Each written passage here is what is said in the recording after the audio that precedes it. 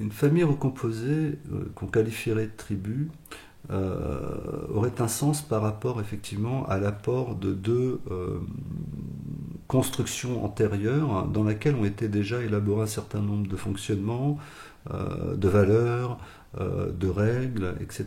Et on doit donc recréer un espace dans lequel vont se réunir un certain nombre d'éléments qui arriveront avec une façon de fonctionner, et de l'autre côté, un certain nombre d'autres éléments qui vont arriver avec une autre façon de fonctionner. Finalement, c'est peut-être de ne pas opposer ce qui peut être différent, mais pour arriver à faire que cette tribu fonctionne, mais arriver à reconnaître dans la différence les compétences.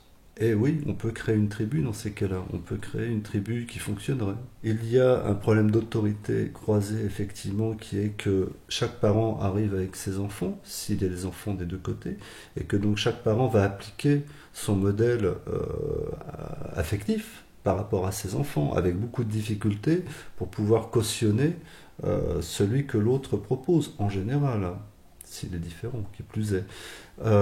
Avec une difficulté supplémentaire qui est que même si on est la meilleure personne existant sur cette planète, euh, nos propres enfants auront toujours, je, je ne sais pas comment le dire autrement, mais auront toujours quand même un petit regard en plus, une espèce de petite priorité que les enfants, même d'une autre personne aimée, même si on aime ses enfants du reste.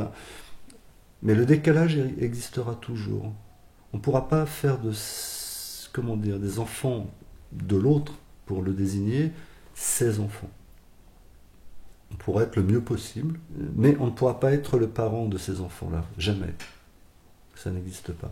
Donc oui, cette interaction, effectivement, est une interaction qui peut être difficile, qui peut entraîner des conflits, qui peut créer aussi des rapports entre les enfants grandissant très compliqués avec le beau-père ou la belle-mère. Il y a toujours des solutions à toute situation qui est une situation difficile.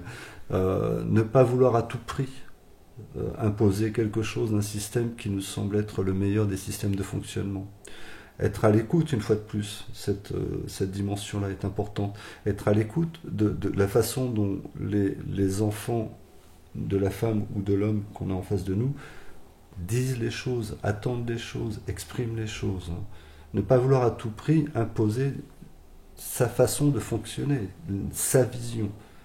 Il faut pouvoir effectivement reconnaître cette nouvelle rencontre avec un nombre de personnes multiples, entendre comment ça fonctionne, et puis aussi trouver des règles communes pour les deux ensembles, enfin deux sous-ensembles en l'occurrence, pour arriver à créer quelque chose de commun. Mais il faut laisser exister des espaces à l'un, à l'autre. Ça, c'est important.